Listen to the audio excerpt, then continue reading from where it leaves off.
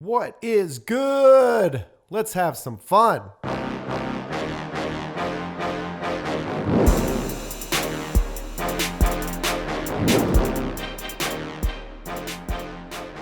It's the Fundamism podcast with your host Paul J. Long and all things fun.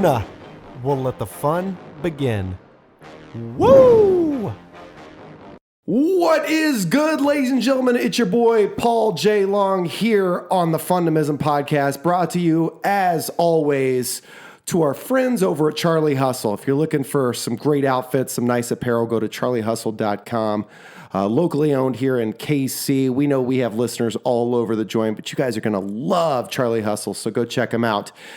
You guys know that every single podcast episode, we like to feature individuals that know how to connect to life through fun, and that's why you guys are in for a treat today.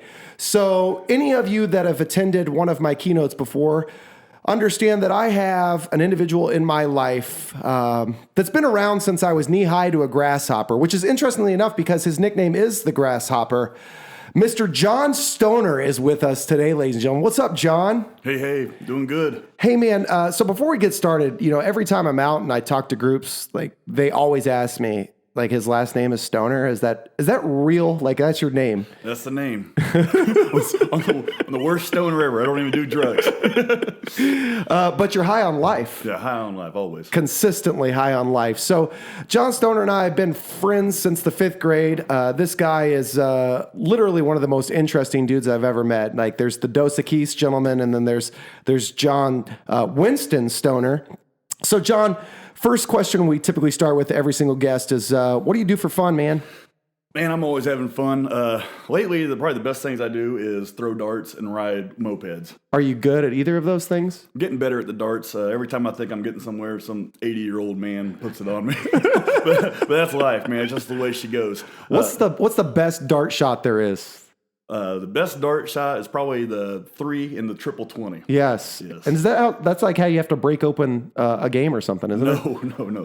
That's something that happens once a year in the league. Okay. Yeah. You break open the game with you got to hit a double. Okay. Double, yeah. All right. You think you're Bill? Yeah, I'm pretty Bill. All right. Of course, that question has been something that John and I have consistently asked each other since we were in 5th grade. And of course, it means you think you're Billy Badass. And so every now and again, when I haven't talked to John in a long while, I'll send him a text message, and it's just, do you think you're Bill? And he, of course, responds with the inevitable, yes, of course I do. Yeah. So, John, we've spent a lot of fun times together, man. And I think that you, specifically in the crews that I talked to, are most infamously known as the gentleman that joined me in the cat wrestling singlets. Oh, the old cat endeavors. Yes. So why don't we start there just to kind of lay the foundation of what you're all about. Of course, that was all your idea. So talk to us a little bit about the idea behind the cat singlets and the melee that ensued. Oh man, I saw those on Reddit of all things. Saw a big old fat guy wearing one of those, some sort of. I think he was actually wrestling in it.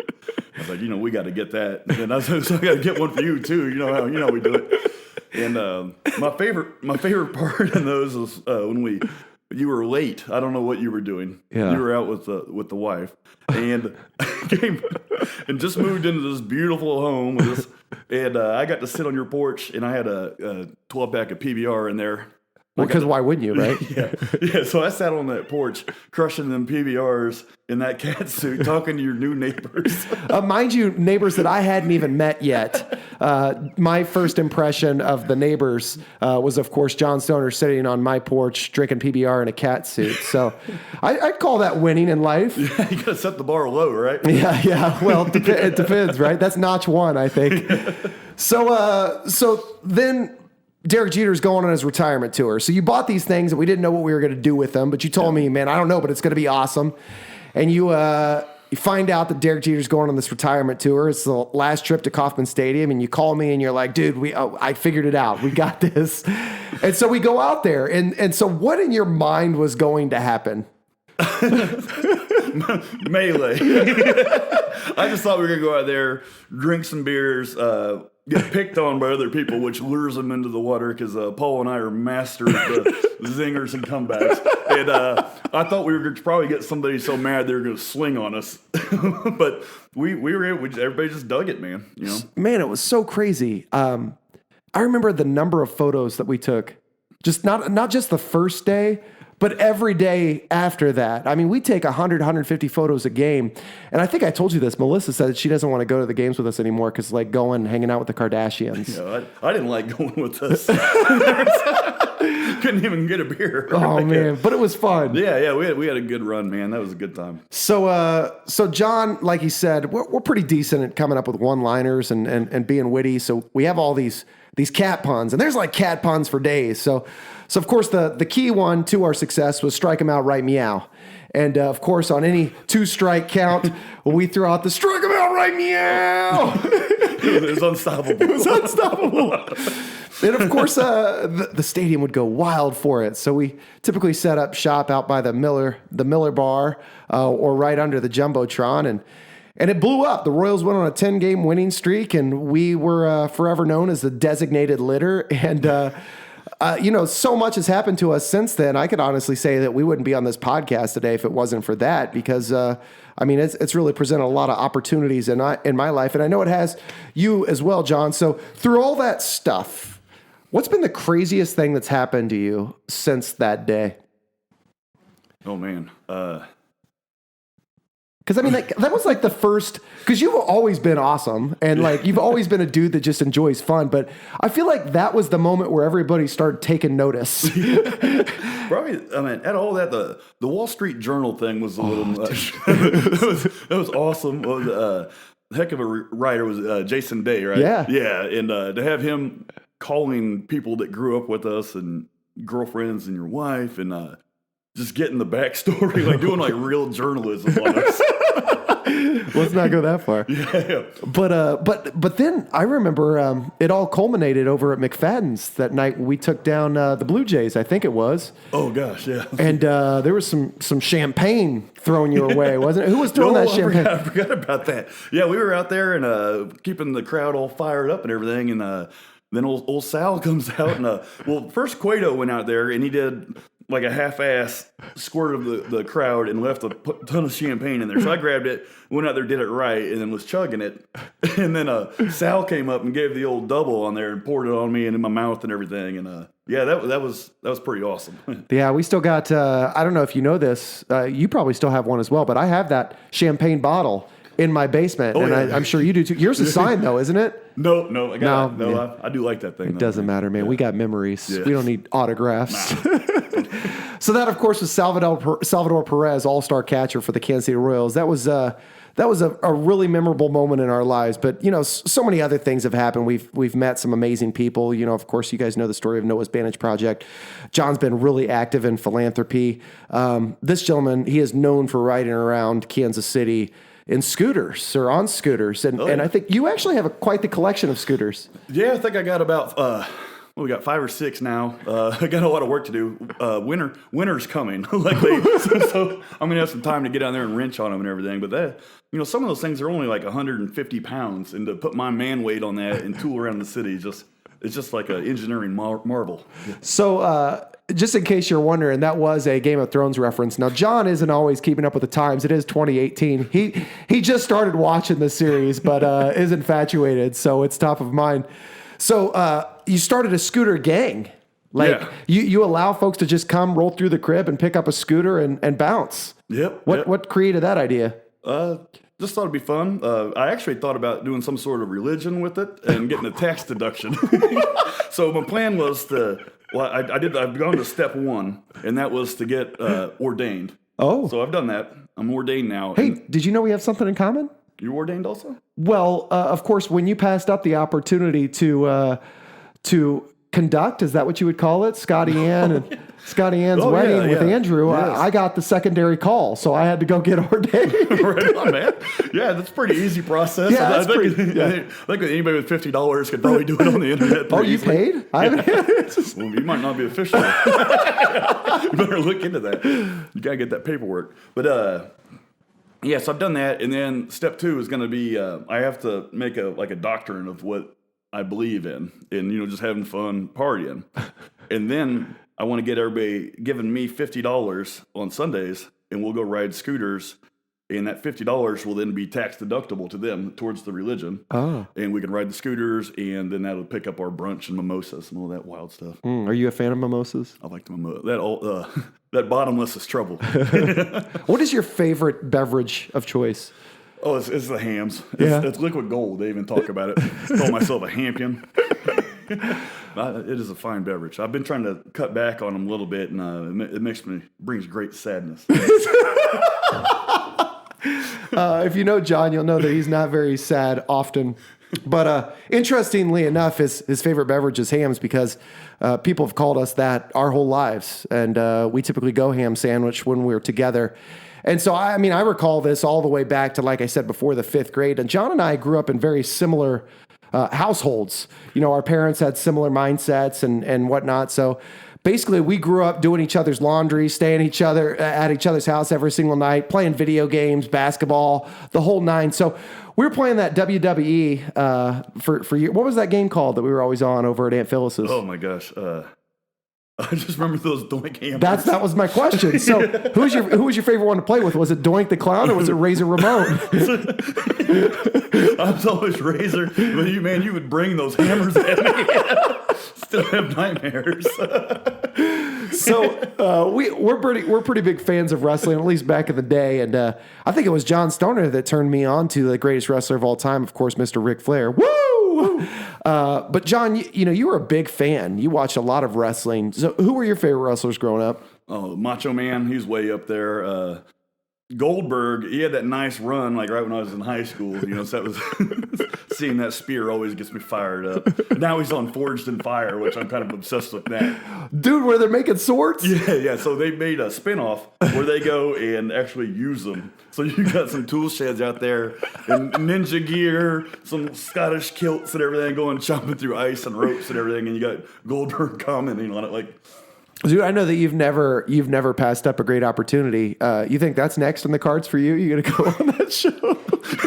I might have to. I'm gonna burn my eyebrows. You already look like a freaking lumberjack. Oh yeah, man. I can rock it. I just gotta get one of those vests or whatever. Yeah.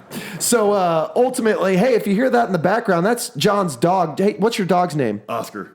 What kind of dog is Oscar? A corgi. Corgi. So I never would have pictured you as a dog guy, and mainly because I feel like both of us are kind of lazy. Yeah. I don't want to go out and have to pick up after the dog. What drove this decision? I thought it would help me get out of bed and have to not be so lazy. So I kind of did it on purpose, and then I thought, the corgi is good enough for the queen. It's good enough for me. It's okay. Where that came from. Fair enough. And when you say the queen, you're not talking about Lucy, are you? Oh, that's true. She's the little queen, but the queen of England. All right, That makes sense. Lucy, of course, is John's beautiful daughter. She is absolutely amazing, the light of his life.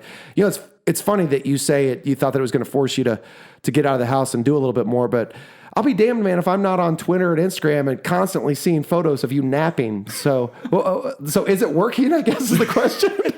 It's helping a little bit. It makes her it pins me wanting to lay in bed versus me pick up a Tootsie Roll off the ground. So it makes me choose my laziness. Hey, speaking of picking up Tootsie Rolls off the ground, you had the run-in with somebody out in front of your house most recently. Tell us about that. Oh, man, it was the summer of 16. And remember it like it was yesterday. And everybody lost their damn mind that summer. And I have a lot of apartments around me, and people thought they didn't have to pick up poop for whatever reason. And it just got to be a thing. Like, I'm talking in front of my house, there'd just be pile after pile after pile. And I park on the street sometimes, and I got tired of my daughter stepping in that and walking through the house, jumping in the Jeep. So I kind of tried to do a little activism on that. And I might have put a man on blast, videotaped him. Made him come back and get that. There was one time I was on the porch and had a couple of them hams, and my buddies were gassing me up. And I told somebody he better barehand it when he told me that he didn't have a bag with him. And I stood up mean and watched this guy try to find some leaves to pick this turd up with and walk it out of here. That had to have been one of his low lights. He had to hold that L and turd. Not to be confused with high life. So when you say you stood up tall on him, John, you played college basketball at Avila University for a hot minute. You were a freaking stud in high school. I mean, I'll never forget, that. First of all, we grew up in Osawatomie, Kansas before John transferred to Drexel, Missouri. So we went from a 4A school to a 1A. Is that yeah? Is it 1A? Yeah. But so I remember our coach. Our coach was Mr. Welch, and we were having a heck of a half. And John Stoner gets up, and he has the opportunity to shoot these free throws. And never played in a varsity game before, had you, at that point in time? First varsity minutes. So don't you tell us about that first trip to the free throw line, John? Oh man, they hacked me. I had to get up there to the line, get my composure, and take a couple bounces, taking those deep breaths and everything, and throw it up there. It's the corner of the backboard. But that's okay because you had a second chance. Yeah, I was able, had the ability to go up there for redemption. Took a couple bounces, and I was thinking about the first one too much. And that damn thing landed in the middle of the paint. It barely made it halfway. And then I got the giggles about it and had to go about our business. Yeah, so this is the best part. So you get the giggles. Yeah. Go into the locker room. I didn't play varsity. I wasn't good enough. But I hear you guys are getting the business in there. And you still got the giggles. And so what ultimately ends up happening? He spiked a piece of chalk off the ground, came up and got me in the eyeball. Which, I don't know if that helped me, but I ended up with 20 points that game, so it must have knocked something loose. There you go. Hey, listen, if you're an individual that's in leadership and you're tuning into this week's podcast and you're hoping to get something out about how to lead your people or motivate others, this is the bit that you need to tune into the most. I mean, so this guy took a piece of chalk to the eye, and that motivated him to drop 20 in the second half. So. Welch was a grand motivator, man. He really should have won some awards for that. Yeah, he should have. But you know what? That begs the question. So we're talking about leadership, and you and I both graduated high school in '99. I went to UMKC, University of Missouri, Kansas City. You actually ended up going to Avila on a basketball scholarship. We've both been Jayhawks fans our whole life, right? So that never changed. But we had an awesome opportunity because we were going to these local schools that we could still really hang out and stay the night with each other just about every night. Yeah. And so we had a apartment that neither one of us paid rent on. Is that true? You didn't pay rent on that, did you? I didn't pay nothing. Right. We bought the toys. Oh, yeah, we bought all the toys. Yeah, we bought the TVs and the PlayStation. So we pulled weight. We took those toys so that we left. We created a lot of fun experiences, too. Yeah. So you locked down the couch. Yeah. And I locked down the love seat. You were on a futon. Oh, I was on a futon. Jeremy was on smallest guy, got the biggest couch. Was he paying rent? No, he wasn't paying rent either. So our days consisted of, if we went to class, and I'm sorry, kids, if you're listening, believe it or not, we didn't go to every single class, but we still manhandled the college experience. So A's and B's, graduated. I think I graduated. What's the cum laude? Man. Something like that. I don't know. I got a ribbon to I remember your dad gave me some silver dollars on my graduation. Yeah. But nevertheless, so we're hanging out, we're having a good time. We used to create some fun games. So either we'd be playing NCAA, back in the day, RIP, right? Yeah. Can't do that anymore. And what was the deal that we had if you ever got shut out? Like there was you couldn't play for a little bit. Yeah. you couldn't pick the stick up. I think at 24 hours. Oh man. So that was so much pressure. Yeah. You never wanted to get shut out. And of course it was in the second half and you got that goose egg up there. You start getting nervous. I mean, it's like you at the free throw line in high school. We had that rule where you couldn't kick a field goal after the second half. Oh yes. You couldn't break a shutout with a field goal in the second half. That's right. And then, you're playing and next thing you know, guys that are, in the other room or doing dishes or anything, everybody's coming. There's a shutout going. They're all whispering. They're all whispering to each other. And now you got all 8 of the guys that live in the 2-bedroom apartment all sitting out there watching you. These are all facts, ladies and gentlemen. We are not telling stories here. Well, we are telling stories, but they're all factual stories. So we're playing this ENCA. The best part about this, so of course, in a shutout, you don't get to play for 24 hours. But what we didn't tell you is, you get 3 random choices of teams. So you literally press random, and whoever you get, you have one of 3 choices. So, of course, you go random first, and you get who's terrible. Oh, back then, Harvard, right? I mean, Harvard, but they had the wishbone and all that stuff, right? Yeah. But so you'd roll the dice again, right? Yeah. And you go again, and you got another suck team. Well, you had one more chance, and whoever you landed on, you had to stick with. And so the shutouts came a little more often than you would guess because the teams sometimes were terrible. And there's a wide margin of I mean, the Alabamas of the world versus, the Harvards are two completely different. If you got a low level Big 12 or SEC school, you just got to take that. That's absolutely right. Yeah. But Bowling Green, I loved playing with Bowling Green back then because they were doing that option and the quarterback was super fast. But nevertheless, so that's one thing that we did for fun. But John and Jeremy, our other buddy that grew up in Drexel, they created this amazing game where one person is elevated, laying on the couch. And I don't know where it came from, but Doink the Clown maybe was the inspiration because that was the name of the game, right? Doink. It's called Doink. Yeah. So what was Doink about? So we had I think we would do like a 20-ounce like Coke bottle. And, we drinking those all the time. And so I was on one couch, he was on the other couch. And you would flick this thing up in the air, and you had to take it wherever it touched you. And you got to hope that cap ain't coming down. And it doesn't sound like much, but that hit. It hurt. If you got that on a shin, elbow. Or tooth, yes, eyebrow. Oh, it brought tears. Yeah. Oh, bridge of the nose? Yeah, bridge of the nose. You're done. I mean, you made Jeremy bleed. Yeah, hit him on that eyebrow, and I'm talking. We're just lofting it. We're not, and it's a 8-foot ceiling, so we're not doing anything crazy. And that thing, you get just enough spin on it and get it coming down. So much technique, and it just split it. It bled. It bruised, welts. Yeah, it's a 2-liter bottle, empty. So if you're listening, it seems like nothing, but man, when that's coming down from 6-7 feet up, and both individuals are laying down, it hurts like the dickens. But that's just one of the things that we did for fun. I mean, our whole lives have been riddled with fun, and so much so that even to this day, we're so far removed from high school and college. Friends and connections of mine consistently ask me, "Does John Stoner work?" And what is the answer to that question? Yes, I work. I work a lot, but I just I'm like a duck. You just see me floating on the water, but I'm paddling like crazy underneath. Don't want them to see me sweating. That's true, and they don't, man. John is he's actually created a really strong niche for himself. He tears it up. He's worked for Cerner his whole career. And the one thing that I admire about what John has been able to do in the corporate world is him and I are wired a little bit differently. And so specifically, there's a new book out. I don't know if you've heard this, but it's called The Subtle Art of Not Giving a Fuck. Have you heard this? It's a best-selling book. Yeah. That's real talk. So and so I couldn't help but read that title at Barnes & Noble recently and think, that's John Stoner.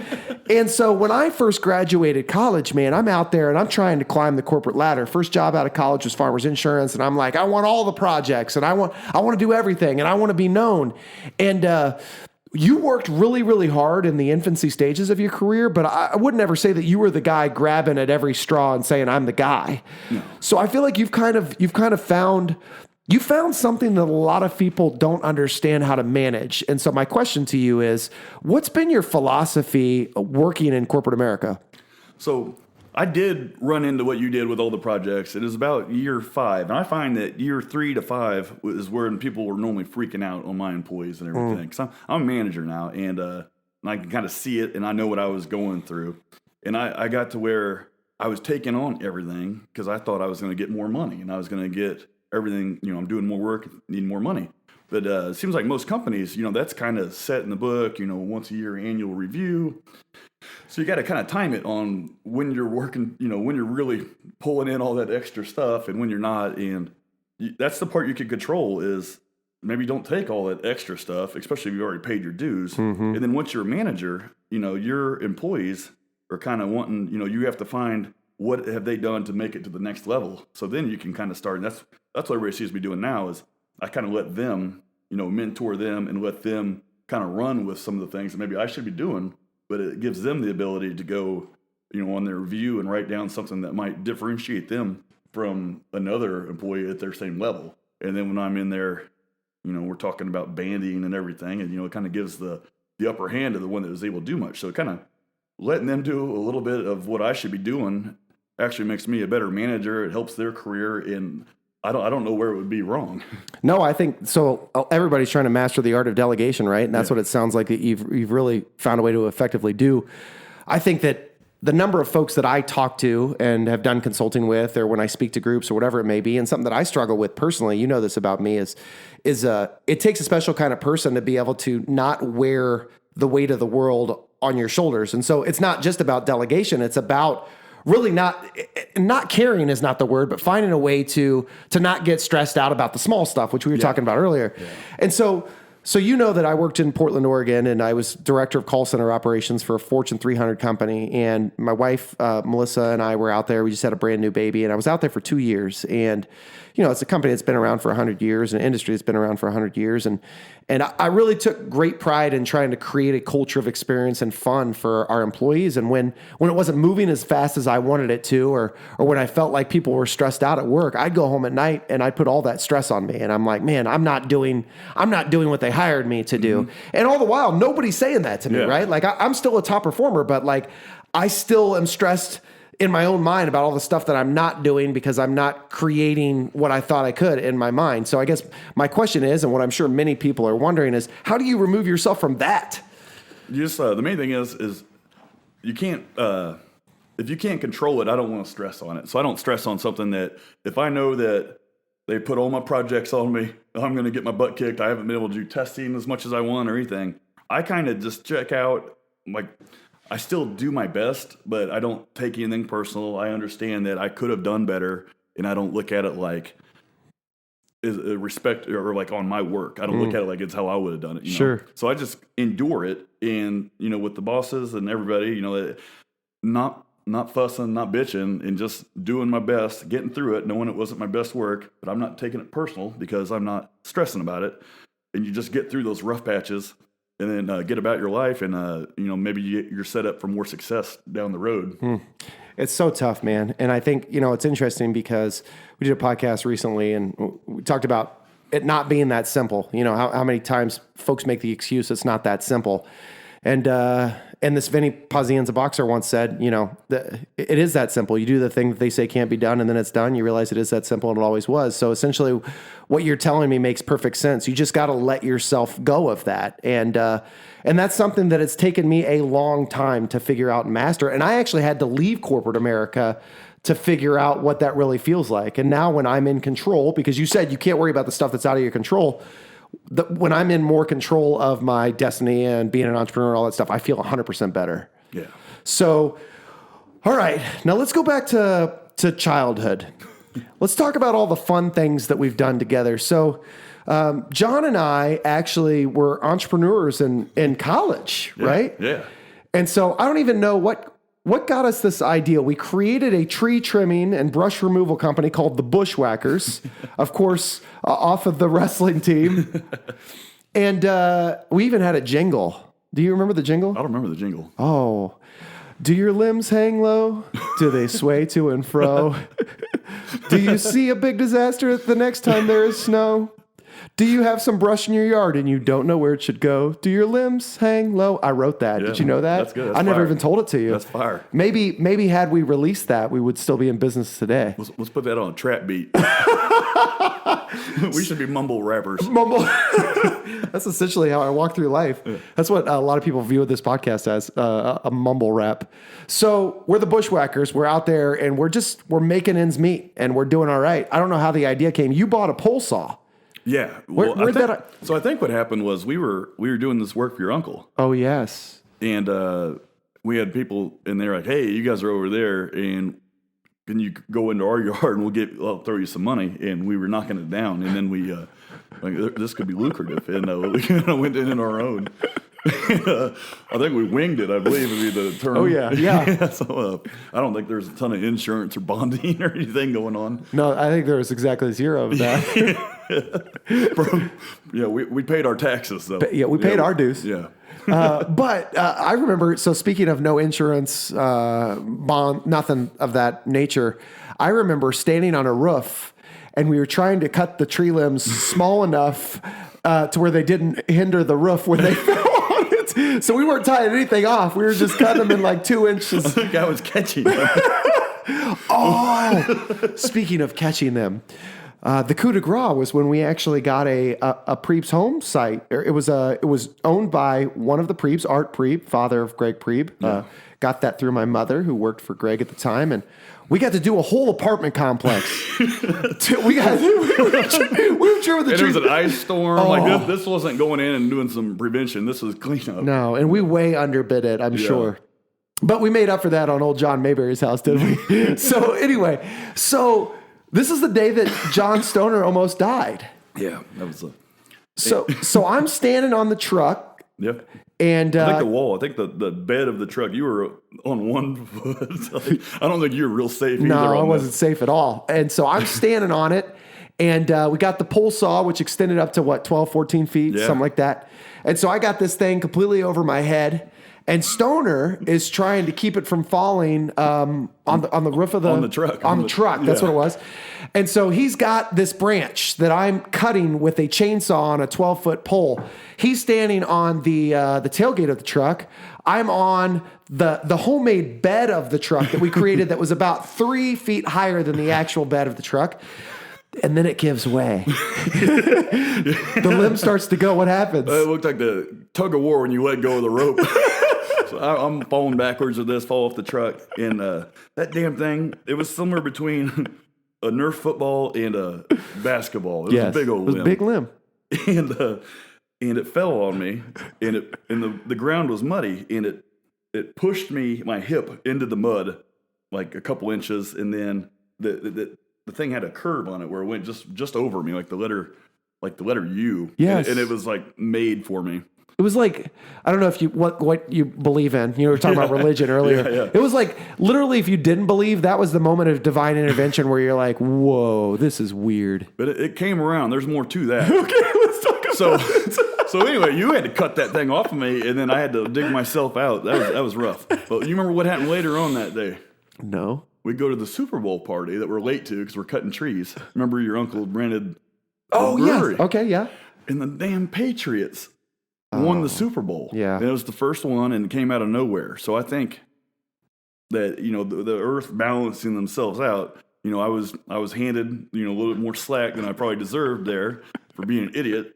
Didn't die, but then I have to deal with these Patriot assholes. Man, that's absolutely true. And you know what? So that brings up a great topic of conversation. So we're diehard Royals fans, but we're also diehard Chiefs fans. And John goes real hard in the paint, like way harder than I. He even for years was wearing the red catsuit out the stadium, and I couldn't deal with the cold. I wasn't that Bill. Well, I'm still Bill, nevertheless. Okay. That's the first time he's ever heard me say that.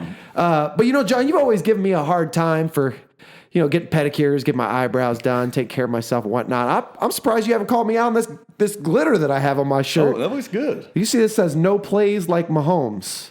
Oh, I hadn't seen that. No plays like Mahomes. So this is a little play on the Wizard of Oz, but most importantly, it's geared towards our starting quarterback, Mr. Patrick Mahomes, one that John and I have been waiting for pretty much our whole lives. Oh, man. Change the game and how we experience football as we know it. Yeah. So, how are you feeling right now? I'm feeling like we've had that ceiling, and I feel like we don't have a ceiling on us no more. I always knew we're going to do it good in the regular season, and we're going to go crap our pants in the playoffs. And it's tried and tested, man. It's we've done it for years. How many 13-3s we see? I mean, I'd rather be 12-4 than 13-3. It's just a hateful number. And now I'm like, we could do anything. I see him out there throwing darts. I'm imagining we're going to start with him in there. We're going to be able to get receivers, be able to get them cheaper. We're not going to have to overpay Sammy Watkins, like we did this time, right? Because he's going to make a 5th round pick look like a stud. That's absolutely true, and we're just set up for for 10 years or whatever. Now, you think? Thank you for doing that. He knocked on wood. Yeah. Do you think that? Do you think there's anything that Patrick Mahomes can do about our secondary? I don't think so. Okay. All right. So there is a ceiling there. Well, but he can keep us in a shootout. That is true. He can keep us in a shootout. And if you look at the corners aren't rated terrible. Like they're higher. If you look at the actual ratings of them all, it's Skandrick's actually our highest rated corner right now. Well, and he's actually coming on the last couple games so too. That's going pretty good. So you want to make a prediction at all, or you don't go that route? Yeah, I think we were winning Super Bowl. Okay. Of course, we've said that. Yeah, folks. we've said that for the last 20 years, just so you know. Yeah, I said that one time on the news. We went 6-10. That wasn't the first time you were on the news either. Probably not. I was waiting in line. I mean, that was the year that. Remember, we used to go and we had those top corner ones. We even had my dad go. Remember, one of my best moments was letting my dad use my coat at a game, because forever, you're going to go, oh, you don't know how to bundle up. You kids don't know nothing. And he worked on the dock and was always cold and thought he had masterful cold techniques and gear. And to have him be underprepared, and actually when I offered the coat and he took it, it was like it was a good moment for me. Like I told you so. Your dad is the master of passive aggressiveness. And so another amazing story is, so Stoner had a house over on Cherry in Kansas City. It was actually his dad's house. And so growing up in college, John had a roommate. We called him the Worm. The Worm. And I never saw the guy. He never came out of his room. No. But he was very fickle, I remember. I hope he's not listening. He complained a lot about the noise. Yeah. But John and I would frequent 7-Eleven. We would go down and we'd get some 7-Eleven cups and we'd get Slurpees. Yeah. Like, we love these Slurpees. And we're college kids at the time. So we're turning up. We're having a good time. We're playing a lot of video games, drinking a lot of Slurpees, and we're leaving Slurpee cups all over the place. Wasn't kosher. It wasn't kosher. So John Stoner's dad, coincidentally also named John Stoner. What are you, the third, the second? I'm second. The second, but only number one in my heart. Well, I appreciate it. So Big John Stoner, he sits me down and he says, hey, Paul, you had somebody in your life that you cared a great deal about, and they were doing something that they probably shouldn't be, and reality was causing some problems. You tell them, wouldn't you? You tell them, right? And I said, well, yeah, I guess, Mr. Stoner, I would. He said, well, good, because I'm getting sick and gosh damn tired of all these Slurpee cups all over my house. And that was the day when I realized, don't cross John Stoner Sr. 0 to 100 real quick. Oh, man. So we've had so many fun times. I mean, just in closing, let's talk about some of the other, like, real quick blast fun things we've done. So we used to do some work with my Uncle Dave. And so we've worked together until he got to Cerner and I got to Farmers, respectively. I mean, we worked together for a long time. And so commercial maintenance was the gig. We spent a lot of time in super hot attics together, laying some really itchy stuff, right? But my Uncle Dave, he owned these office suites. And there were no windows in the center units. And so I remember turning the lights off and you and I laying down on the ground and rolling around, and whatever happened. Steamrolling. That's absolutely right. Yeah. So can you think of any other fun things that we used to do, or fun situations that we got ourselves into? Man, we used to take those naps in the warehouse. Who would store mattresses in the warehouse when you got two dinguses for employees? But we were in there, the wiffle ball. Oh, before you get to that though, so the wiffle ball was awesome because you did something that no person would ever do, and we'll talk about it in a second. But on the mattress deal, so Uncle Dave would store these mattresses. Uncle Dave is the master of finding cheap stuff. And basically he was a hoarder before hoarding was a thing, before there was a TV show about it. And so Uncle Dave had these mattresses. Well, they were still wrapped in plastic. Yeah. And so what we do is we take naps on these things, but we didn't necessarily think about how loud it was when we got off of them. So I'll never forget Uncle Dave walking in the big old warehouse and me trying to creep up the mattress and the plastic, giving it away. But so as you're listening to this, and people are often wondering, like, we talk about connecting to life through fun. That's great, man, but how do you have fun at work? These are all things that we did to have fun at work. And I'm not saying they were always acceptable, but sometimes it's okay to take 5-10 minutes out of your day, go for a walk, or lay down on a mattress, or play some home run derby with a tape ball. Yeah. Because so it was it a wiffle ball that you taped up? I think it was at one time, but we kept having to repair it. Okay. So the thing that you decided to do that not everybody, you wanted to be all-time pitcher. Yeah. Why? I like putting the different spins on the ball and just watching it bend and everything. I thought that was more fun to me than swinging. And I'm not a very good batter either.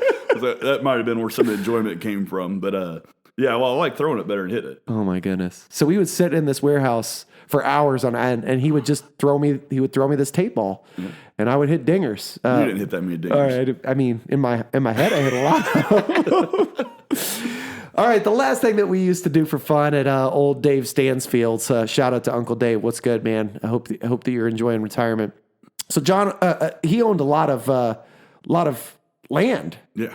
And so he always, I feel like Uncle Dave liked to live vicariously through us. Oh, yeah. And so you remember that time when he took us down to his land in Paola and we took the skeets out there. We were skeet shooting. Mm-hmm. You remember that? Yeah. I'd never shot a gun in my life, but I shot that duck hunt time and time again. Yeah. So what he had us doing is he had two ways to throw these skeets. So we had the thing that you set up and then you stomped on it and it launched it. And then we had the manual things, right? Mm-hmm. So he gets up there first and he's trying to shoot these skeets. He misses the first 4 of them. So you and I, we're going ham. We're cracking jokes. We're making fun of him. Mm-hmm. He says, you think you're, hey, what's up, Pepper? How are you, buddy? So John actually owns a zoo here. We not only have the dog, the corgi. This is Pepper. Pepper's been here since day one. Pepper is, I was hoping that, was Pepper a boy or a girl? Pepper's a girl. She's a rescue. She's 14 now. She's 13 when I got her. She's an old lady. Hey, Pepper, get right up in there in front of the camera, man. People want to see hi, you. Yeah, Pepper. say hi, what's Pepper. up. Go sniff it. So ultimately, Uncle Dave, he didn't do too well shooting them skeets. So he says, you think you could do better? I say, hell yeah, I could do better. Never shot a gun in my life. I get that shotgun. I nail the first 6. you're on a heater. I hand him that gun back and I say, here you go, Rook. He's probably still mad about that. Oh, he's so mad. John, it's been an absolute blast, man. I think this is the start of many more to come. I think we should feature you at least once a month. I think we could do some really fun things on this podcast. You got anything to say? Any closing remarks you want to leave these fine folks with? It's been a lot of fun. Thanks for having me. Make sure you guys just do what you want and have fun out there, man. Cheers. Connecting to life through fun. Mr. John Stoner here, best friend since the 5th grade. Hey, let loose. Try to get out of your head. Have a little more fun. If you don't know how to do that, go to fundamism.com. Also, the book's about to drop. It's got a November release. We got an early release going on right now. So if you go to pauljlong.com/fun book, you can register for that free that early release. It's not free, ladies and gentlemen. No way. And the reason why it's not is because a portion of proceeds are going to pediatric cancer research. So as always, ladies and gentlemen, thank you very much for tuning in. Have fun today. And remember, be good.